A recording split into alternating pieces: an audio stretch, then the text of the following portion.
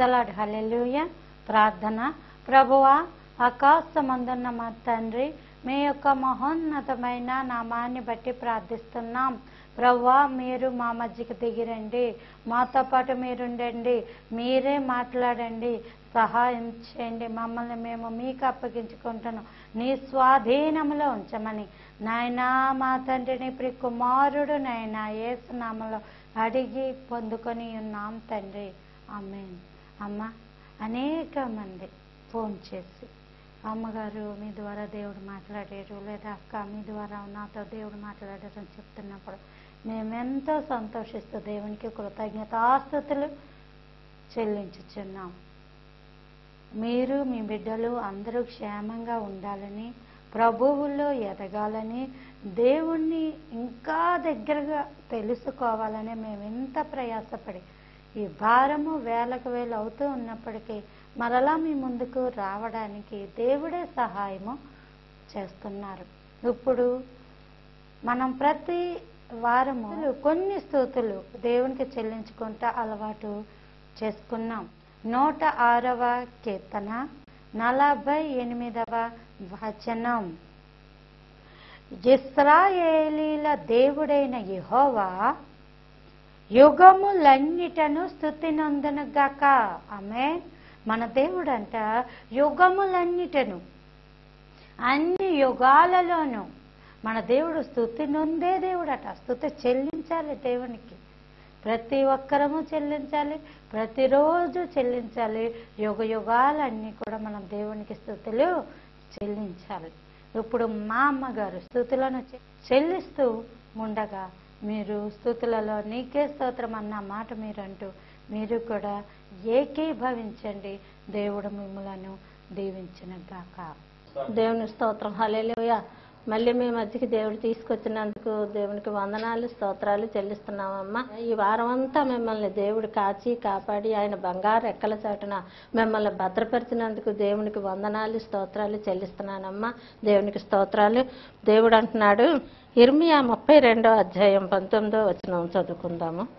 ఆలోచన విషయంలో నీవే గొప్పవాడవు, క్రియలు జరిగించే విషయంలో శక్తి సంపన్నుడివి అంటున్నాడు దేవుడు. ఆలోచన విషయంలో ఆయనే గొప్పవాడంట. మన ఆలోచనలు ఒకలాగుంటాయి, దేవుని ఆలోచనలు ఒకలాగుంటాయి. ఆయన ఆలోచనలు అంట ఎప్పుడు ఉన్నతంగా ఉంటాయి. మనల్ని మంచి స్థితిలో పెట్టాలని, ఉన్నతమైన స్థితిలో పెట్టాలని, అద్భుతమైన స్థితిలో పెట్టాలని, అద్భుతంగా మనం ఉండాలని దేవుడు చూస్తున్నాడు. కానీ మనం ఇలా దిగజారిపోయి అప్పుల్లోని, బాధల్లోని, చింతల్లోని, ఇబ్బందుల్లో ఉండడం దేవుడి చిత్తం కాదు. హల్లెలూయా అంటున్నాడు. ఆయన ఆలోచన విషయంలో ఆయనే శక్తి సంపన్నుడట.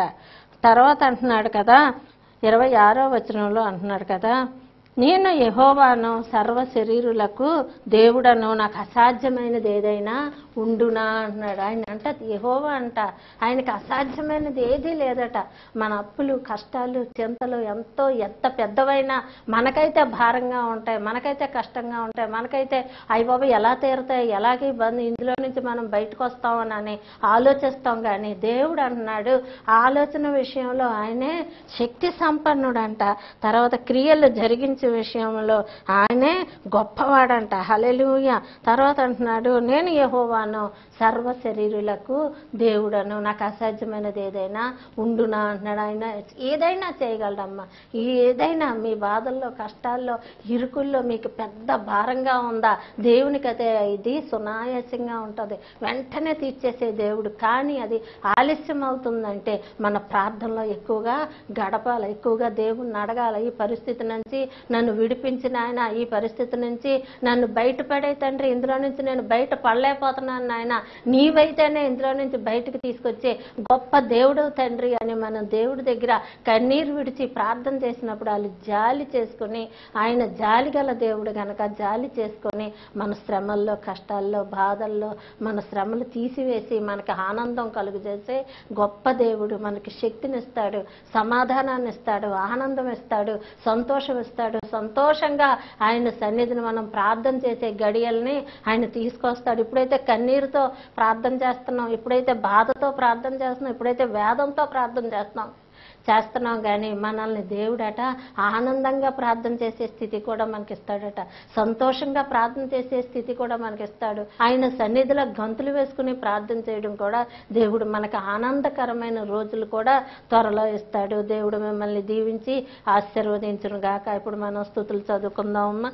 ధైర్యంతో నింపే దేవా నీకే స్తోత్రం, విరోధుల మీద హస్తము ఎత్తిన దేవా నీకే స్తోత్రం, శత్రువులందరినీ నశింపచేసే దేవా నీకే స్తోత్రం, కనికరము చూపుట యందు సంతోషించే దేవా నీకే స్తోత్రం, మరలా జాలిపడే దేవా నీకే స్తోత్రం, దోషములను అణచివేయు దేవా నీకే స్తోత్రం, క్రింద పడినను లేపే దేవా నీకే స్తోత్రం, పర్వతముల మీద పాదాలు నిలిపిన దేవా నీకే స్తోత్రం, జాలి గల దేవా నీకే స్తోత్రం, బహు రౌద్రము కలిగి సంచరించు దేవా నీకే స్తోత్రం, నీ కార్యము తెలియచేసే దేవా నీకే స్తోత్రం, కాళ్ళను లేడి కాళ్ళ వలె చేసే దేవా నీకే స్తోత్రం, హృదయమును కోరిన దేవా నీకే స్తోత్రం, అక్రమము చేయని దేవా నీకే స్తోత్రం, అనుదినము న్యాయ విధులు బయలుపరిచే దేవా నీకే స్తోత్రం, మా మధ్యన ఉన్న దేవా నీకే స్తోత్రం, అపాయము సంభవింపదని చెప్పిన దేవా నీకే స్తోత్రం,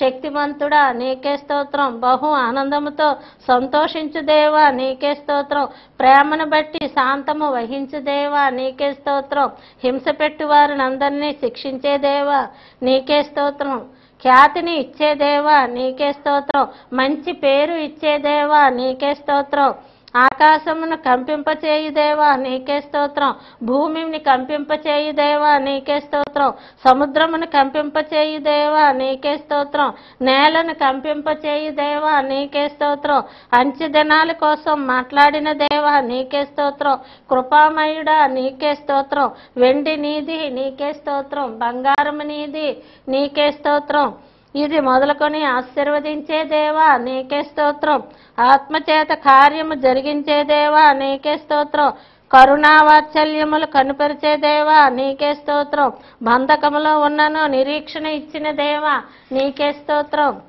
కడవరి వాన కురిపించే దేవా నీకే స్తోత్రం, నాయకుడా నీకే స్తోత్రం, చక్కని త్రోవను నడిపించే దేవా నీకే స్తోత్రం, శక్తిహీనులను దావీదు వంటి వారుగా చేసే దేవా నీకే స్తోత్రం, దావీదు వంటి వారిని దేవుని వంటి వారుగా చేసే దేవా నీకే స్తోత్రం, జనుల దృష్టికి దేవదూతలుగా మార్చే దేవా నీకే స్తోత్రం, ఒక్కడై ఉన్న దేవా నీకే స్తోత్రం, పట్టజాలనంత దీవెనలు ఇచ్చే దేవా నీకే స్తోత్రం, విస్తారముగా దీవించే దేవా నీకే స్తోత్రం, తుట్రిల్లకుండా కాపాడే దేవా నీకే స్తోత్రం, నిర్దోషులుగా నిలబెట్టి దేవా నీకే స్తోత్రం, స్థిరపరిచి బలపరిచే దేవా నీకే స్తోత్రం, శక్తిగల దేవా నీకే స్తోత్రం, అపాయకరమైన స్థితిలో నుండి రక్షించే దేవా నీకే స్తోత్రం, మహర్దశి ఇచ్చే దేవా నీకే స్తోత్రం, నీ స్వభావమునకు విరోధముగా ఏమీయూ చేయని దేవా నీకే స్తోత్రం, సమస్తమును మరుగులేక తేటగా చూచే దేవా నీకే స్తోత్రం,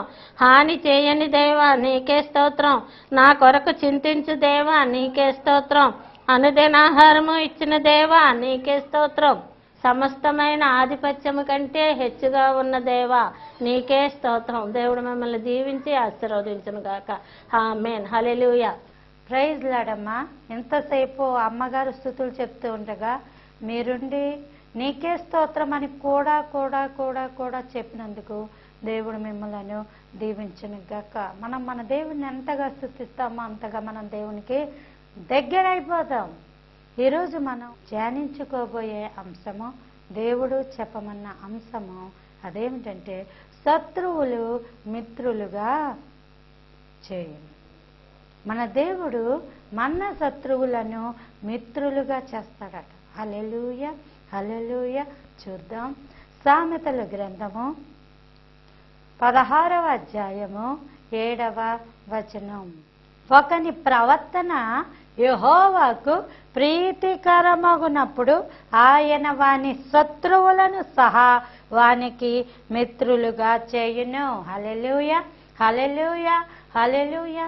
మన దేవుడు ఏంటంటే మన ప్రవర్తన యెహోవాకు ప్రీతికరముగా ఉంటే మన శత్రువులను మనకి దేవుడు మిత్రులుగా చేస్తాడట. హల్లెలూయా, హల్లెలూయా. శత్రువులు అసలు ఎందుకు మిత్రులుగా అవ్వాలి అంటే, నీవు ఇంకా విస్తరించబడాలి అంటే, నీ కుటుంబము విస్తరించబడాలి అంటే, నువ్వు ఉంటున్న గ్రామంలో కానీ, నువ్వు ఉంటున్న గృహంలో కానీ నీకు మంచి పేరు రావాలంటే, నీ శత్రువులు ఏమైపోవాలి? నీకు మిత్రులుగా అయిపోవాలి. ప్రతి మనిషికి శత్రువులు ఉండడం ప్రస్తుతం ఉన్న రోజుల్లో సర్వసాధారణం అయిపోతుంది, కానీ అది దేవుని యొక్క చిత్తం కాదు. నీ ప్రవర్తన ప్రీతికరం అయిపోతే నీ శత్రువులు ఎంతమంది ఉన్నప్పటికీ వాళ్ళు నీకు మిత్రులుగా అయిపోతారట. హల్లెలూయా. అంటే ఒక వ్యక్తికి చక్కగా ఎదుగుతూ ఉన్నప్పుడు, లేదా ప్రార్థనలు చేసుకుంటూ ఉన్నప్పుడు, లేదా ఇహలోకపరమైన జీవితం జీవిస్తూ ఉన్నప్పటికీ వాళ్ళ యొక్క జీవిత విధానాన్ని బట్టి కొంతమంది శత్రువులు ప్రతి వ్యక్తికి కూడా ఆటోమేటిక్గానే తయారైపోతూ ఉంటారు. ఆటోమేటిక్గానే బాగా చదువుకున్న కొంతమంది శత్రువులు ఉంటారు. చూడు వీడు రోజు చదివేస్తున్నాడు, మనకేం చెప్పట్లేదు, ఎగ్జామ్స్లో నాకేం చూపించలేదు అని అనుకుంటున్నా కుళ్ళిపోతున్న మంది ఉంటారు. లేదా బాగా ఉద్యోగం చేసుకుని పొద్దున్నేళ్ళు సాయంకాలం వరకు వస్తున్నా సరే, మనం ఎంతో కష్టపడి మనం దాచుకుంటున్న డబ్బులు ఎదుగో వాళ్ళు ఎంతసేపు దాచేస్తున్నారు, లేదా డబ్బులు అన్నీ కూడా సంపాదించేస్తున్నారు, అలా సంపాదించేస్తున్నారు, ఇలా సంపాదించేస్తున్నారు అని చెప్పి చెడుగా చెప్పుకుంటూ మన శత్రువులుగా తయారైపోతున్న వాళ్ళు ఉంటారు. దేనికైనా సరే ఈ లోకంలో శత్రువులు ఉండడం సహజమైపోయింది. అయితే దేవుని నమ్ముకున్న బిడ్డలమైన మనము మన ప్రవర్తనంట యెహోవాకు దేవునికి ప్రీతికరముగా ఉండాలట. ఆలోచన చేయండి. భార్య అనుకుంటుంది, నా ప్రవర్తన నా భర్తకి ప్రీతికరంగా ఉండాలి, నేను నా భర్తను సంతోషపెట్టాలి, నా భర్తకి ఎలా ఇష్టమో అలాగా నేను నడుచుకోవాలి అనుకుంటుంది. అలాగే భర్త కూడా అంతే, నా ప్రవర్తన సరిగా ఉండాలి, నా భార్యను సంతోషపెట్టాలి, నా పిల్లలను సరిగా చూసుకోవాలి, ఇలాగ అనుకుంటారు. ఈ లోకల్లో ప్రతి ఒక్కరూ అంతే. మనకున్న ప్రవర్తన బట్టే మనకి ఫ్రెండ్స్ కూడా ఉంటుంటారు. బాగా చదువుకున్న వ్యక్తికి చదువుకుంటున్న ఫ్రెండ్స్ ఉంటారు. అలాగే ఇహలోకంలో జీవిస్తున్న వ్యక్తికి ఇహలోకంలో ఉన్న ఫ్రెండ్స్ కూడా ఉంటూ ఉంటారు. అయితే ఏమైనా సరే మన జీవితంలో మన ప్రవర్తన విషయంలో దేవునికి ప్రీతికరంగా ఉండాలంట. మనకి కాదు, మన ఇంట్లో వాళ్ళకి కాదు, మన బంధువులకి కాదు, మన స్నేహితులకు కాదు. మనం ఏమన్నా పని చేస్తే ఇది నీకు ఇష్టమా లేదా అని మన ఇంట్లో పెద్దవాళ్ళని అడుగుతూ ఉంటాం. లేదా ఇది నీకు మంచిదా కాదా, లేకపోతే ఈ పని వల్ల మనం సంతోషంగా ఉండగలమా లేదా, ఇలాంటి ప్రశ్నలు మనం తరచూ ఆలోచిస్తూ ఉంటాం. కానీ దానికన్నా ముందు వేసుకోవాల్సిన అతి ప్రాముఖ్యమైన ప్రశ్న ఒకటి ఉంది.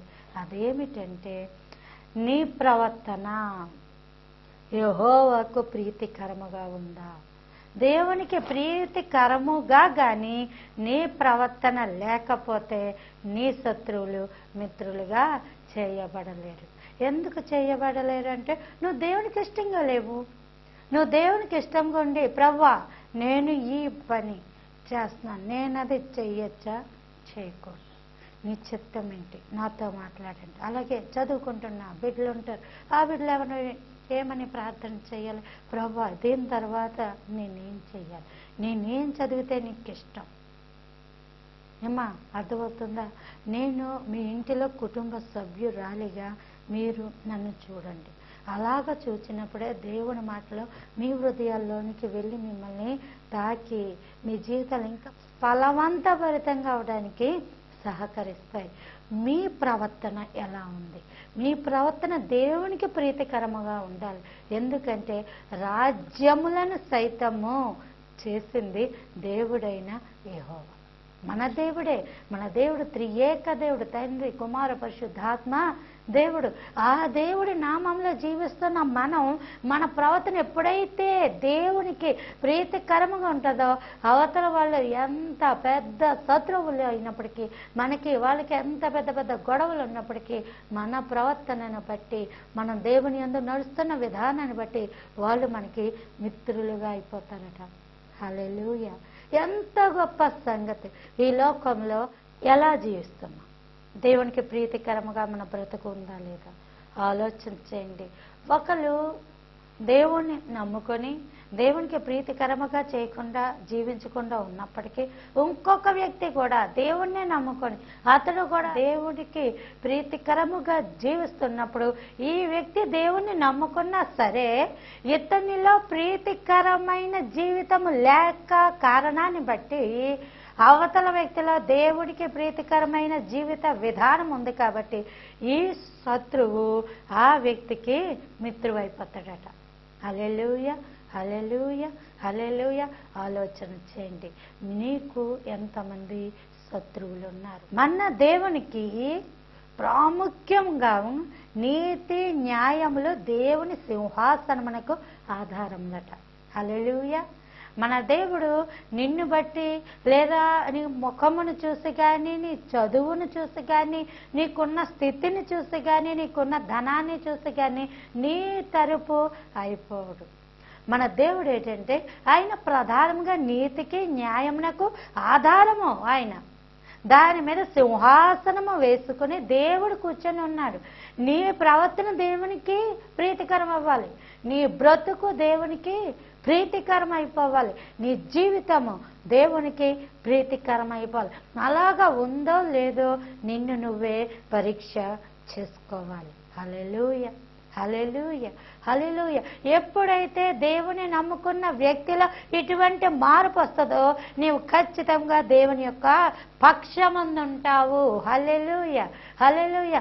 నీవు దేవుని పక్షమందు ఉంటావు కాబట్టి దేవుడు నీ దగ్గర ఉంటాడు కాబట్టి నీ శత్రువు ఎంత పెద్దవాడైనాను గొప్పవాడైనప్పటికీ ఆయన నీతోటి మిత్రుడుగా అవ్వడానికి, నిన్ను ఫ్రెండ్గా చేసుకోవడానికి నీ గుమ్మం మెట్టు ఎక్కుతాడు. హల్లెలూయా, హల్లెలూయా, హల్లెలూయా. ఇది దేవుడు చెయ్యగలడు. ద్వితీయోపదేశ కాండము 28వ అధ్యాయము 7వ వచనం. నీ మీద పడు నీ శత్రువులను యెహోవాని ఎదుట హతమగునట్లు చేయును. వారొక త్రోవను నీ మీదకి బయలుదేరి వచ్చి 7 త్రోవల నీ ఎదుట నుండి పారిపోవుదురు. హల్లెలూయా. ఒకవేళ నీ యొద్దకు ఎవడైనా శత్రువు వచ్చాడు అనుకోండి, ఆలోచన చేయండి. నీ మీదకి, నీ ఇంటి మీదకి ఎవరైనా దెబ్బలాట్లకు వచ్చేసారనుకోండి, హఠాత్తుగా నీ చేతిలో ఏమున్నా ఏమి లేకపోయినా, నీ ఇంటిలో ఏమున్నా ఏమీ లేకపోయినా, నీ జీవితం మాత్రం దేవునికి, దేవాది దేవుడైన దేవునికి, నిన్ను చూస్తూ ఉన్న దేవునికి ప్రీతికరముగా ఉంటే నీ శత్రువు, నీ ఇంటికి వచ్చిన శత్రువు, నీ మీదకి దెబ్బలాటికి వచ్చిన నీ శత్రువు, నీ మీద నిందలు హేళనలు వేసిన నీ శత్రువు నీ గుమ్మం మెట్టు నుంచి 7 ద్వారాల గుండా పారిపోతాడట. ఒక్క ద్వారం గుండా రావచ్చు, ఒక ద్వారం గుండా వచ్చేచ్చు అనేక మంది. కానీ నీ ప్రవర్తన గనక దేవునికి ప్రీతికరమైతే వాళ్ళు నీ యొద్ద నుంచి 7 ద్వారాల గుండా పారిపోతారంట. మన దేవుడు ఎంత గొప్ప దేవుడు అండి, ఎంత గొప్ప దేవుడు. అదే మన ఇంటికి ఎవరైనా దెబ్బలాడికి వచ్చారనుకోండి, లేదా ఏదో నింద మన మీద వేస్తారు, దాన్ని అడిగే దిక్కు లేదు మనకి. ప్రవ్వా ఇదేంటి అని నువ్వు గనక నువ్వు దేవునికి అప్పగించుకున్నావు అనుకో, ఆ నింద వేసిన వాడు సైతము నీకు ఎప్పుడు కళ్ళెదుట కనబడడు. హల్లెలూయా, హల్లెలూయా. ఈరోజు ఈ వాక్యం వింటున్న నా ప్రియ సహోదరి సహోదరుడా, ప్రతి వాక్యము దేవుని పాదాల దగ్గర పెట్టి కనిపెట్టి గోజాడినప్పుడు దేవుడు ఇచ్చినది. ఈ వాక్యం ద్వారా దేవుడు మీతో ముక్కుసూటిగా మాట్లాడుతున్నాడు, ముఖాముఖిగా మీతోటే మాట్లాడుతున్నాను. నీకు శత్రువులున్నారా? ఉంటే గనక నిన్ను నువ్వు దేవునికి అప్పగించేసుకో. మనుషులకే కాదు, మనుషులకి డబ్బులు ఇచ్చి నా వైపు మీరు మాట్లాడండి, లేదా నా వెనకాల ఉండండి, నాకు సపోర్ట్ ఉండండి అని వాళ్ళింటికి వీళ్ళింటికి చుట్టాలింటికి స్నేహితులింటికి వెళ్ళి 10 మందిని తీసుకొని వచ్చి మనం నిలబెట్టుకోవాల్సిన పని మనకి లేదు, మన దేవుడు ఉంటుండగా. కాబట్టి నిన్ను నువ్వు ఎలా అప్పగించుకుంటున్న దేవునికి, నీ ప్రవర్తనే గనక ప్రీతికరముగా ఉంటే, నువ్వే గనక ప్రవ్వా ఇదిగో నా జీవితం, నన్ను నేను సమర్పించుకుంటున్నాను, ఇదిగోనయ్యా అని దేవునికి అప్పగించినప్పుడు దేవుడు వెంటనే నిన్ను కూర్చున్న భయాన్ని వారి గుండెల్లో పుట్టిస్తాడట దేవుడు. హల్లెలూయా, హల్లెలూయా. ఇంకొక మాట ఉంది, యెషయా గ్రంథము 54వ అధ్యాయం 17వ వచనం. నీకు విరోధముగా రూపింపబడిన ఏ ఆయుధమును వర్ధిల్లదు. ఎంత గొప్ప మాట.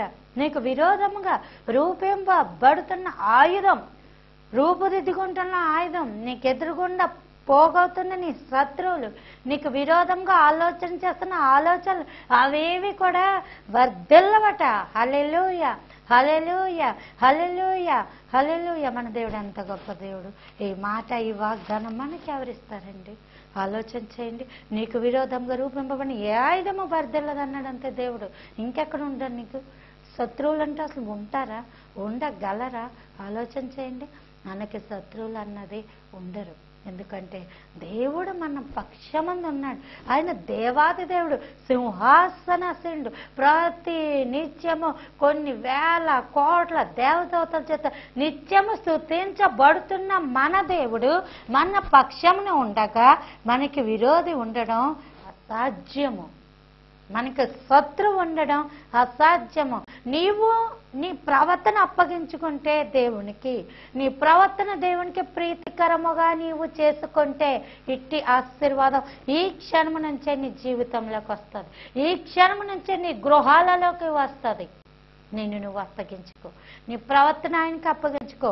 నువ్వెన్ని ప్రసంగాలు విన్నా సరే నీ ప్రవర్తన అప్పగించుకోకుండా, నీ జీవితము మార్చుకోకుండా నువ్వు జీవించినట్లయితే నీ బ్రతుకు వల్ల నీకు వ్యర్థమే, లాభం ఉండదు, ప్రయోజనం ఉండదు.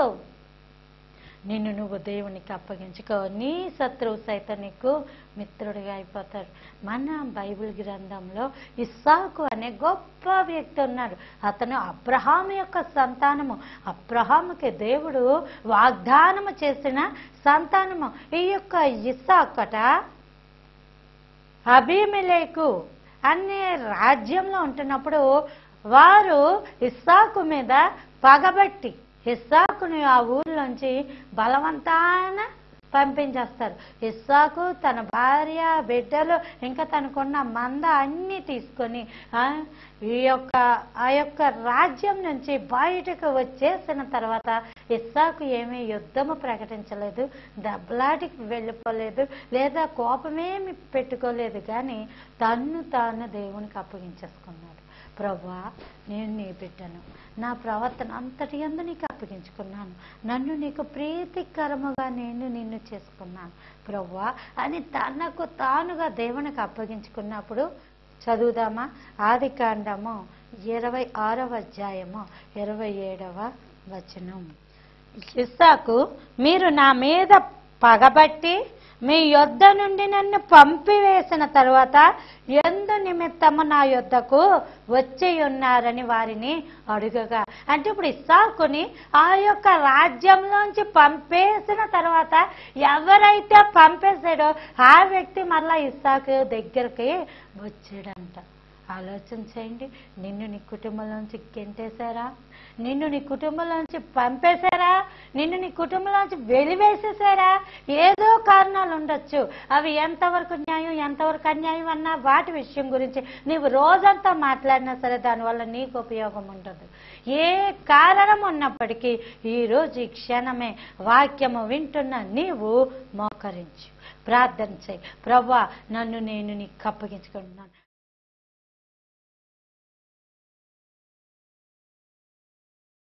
ఇస్సాకు యొద్దకు తన శత్రువుని సైతము సంధికి తీసుకొచ్చిన దేవుడు ఈనాటికి కూడా సజీవుడు.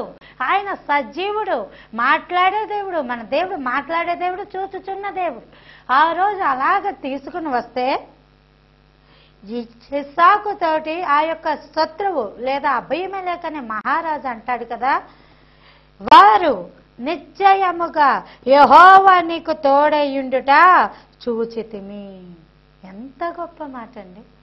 మన శత్రువు మన గురించి చిన్న మాట అన్నా మంచిగా మాట్లాడతారా? మాట్లాడరు. అసలు మంచి విషయాలే మాట్లాడరు. మనలో ఏమైనా బలహీనతలు ఉంటే అవే చెప్పుకోవడానికి శత్రువులు ఎంతో ఆలోచిస్తూ ఉంటారు. మన మీద పగబట్టేసిన వాళ్ళు ఎంతగానో మన గురించి చెడుగా చెప్పడానికే ఆలోచిస్తూ ఉంటారు. లేనివి కూడా కల్పించి మన గురించి చెడుగా ప్రచారాలు చేస్తూ ఉంటారు. కానీ నువ్వు వాటిని పట్టించుకోవాల్సిన అవసరం లేదు. నువ్వు వాటి గురించి ఆలోచించి వాళ్ళేం చెప్పుకుంటున్నారు వీళ్ళేం చెప్పుకుంటున్నారు నువ్వు ఆలోచించి నీ సమయాన్ని నువ్వు వృధా చేసుకోవాల్సిన పని లేదు. ఈరోజు దేవుడు మీతో ముఖాముఖిగా మాట్లాడుతున్నారు. అటువంటి వాళ్ళు ఉన్నారు వాక్యము వింటున్న వాళ్ళలో. నా సహోదరుడా, నా సహోదరు, నేను చెప్తున్న అంశం ఏంటంటే, ఆ రోజు ఇస్సాకు ఎలాగైతే దేవునికి అప్పగించాడు, ఈరోజు నువ్వు నీ పరిస్థితిని దేవునికి అప్పగించు. నీ శత్రువు సైతం నీ గుమ్మం యొద్దకు వచ్చి అంటారు కదా, నీకు దేవుడు నిశ్చయముగా తోడై ఉన్నాడని మాకు తెలుసు. ఎంత గొప్ప దేవుడండి, ఎంత గొప్ప దేవుడు. నీవు అనుకోవచ్చు నీ శత్రువు చాలా గొప్పవాడు కావచ్చు, నీకన్నా పెద్దవాడు కావచ్చు, లేదా ఆ సమస్య చాలా పెద్దది కావచ్చు, అది తీరంది కావచ్చు. కానీ ఒక్కటి గుర్తుంచుకో, భూమిని ఆకాశమును సృజించిన నా యేసయ్యకి సమస్తము సాధ్యము. నువ్వు నమ్ము, అంతే. నమ్ముట నీ వలన గనక అయితే నమ్మువానికి సమస్తము సాధ్యమే. కాబట్టి మీరు వచ్చేయండి, దేవుని సన్నిధిలోకి వచ్చేయండి, దేవుని చేతుల్లోకి వచ్చేయండి. ఆయన చేతుల్లోకి వచ్చేసి ఎత్తబడండి, ఆయనతో పాటు ఉండండి, ఆయనతో పాటు ఆరాధించండి. ఈ విధంగా మీరు జీవించినప్పుడు మీ జీవితాలు ఎంత బాగుంటాయో. మీ శత్రువన్న ప్రతి మాట దేవునికి అప్పగించండి. దావీదు సౌలు ఇద్దరు ఉండేవారు.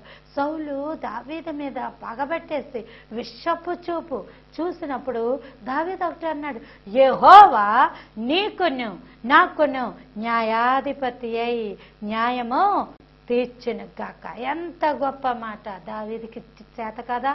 దావీదు గొల్యాతునే చంపిన వ్యక్తి. గొల్యాతు ఎంత పెద్ద వ్యక్తి, అంత గొప్ప వ్యక్తినే దావీదు చిన్న బాలుడై ఉంటుండగా చంపేసి యుద్ధంలోని జయాన్ని పొందుకున్న వ్యక్తి. అటువంటి వ్యక్తి సౌలు విషయానికి వచ్చేసరికి ఏమంటున్నాడు, యెహోవా నీకును నాకు న్యాయాధిపతి అయి న్యాయము తీర్చును గాక. ఈరోజు ఈ వాక్యం వింటున్న మీరు మోకరిల్లి ప్రార్థన చేయండి. ప్రభువా, మీరు నాకును వానికిని మధ్య న్యాయాధిపతి ఉండి న్యాయము తీర్చండి. ప్రభువా, దేవుడు గొప్ప దేవుడు. ఖచ్చితంగా మీ పట్ల న్యాయము తీర్చగల సమర్థుడు ఆయన. ప్రార్థన చేద్దామా? ప్రభువా, పరలోకమందున్న మా తండ్రి, మీ యొక్క మహోన్నతమైన నామాన్ని బట్టి ప్రార్థన చేస్తున్నాం. ప్రభువా, మీరు చెప్పారు నీ శత్రువు నీకు మిత్రుడిగా అయిపోతారని. యేసయ్య, దానికి మేమేమీ చేయలేం. వాళ్ళతో మాట్లాడినా వాళ్ళు ఒప్పుకోరు, మాతో మాట్లాడరు.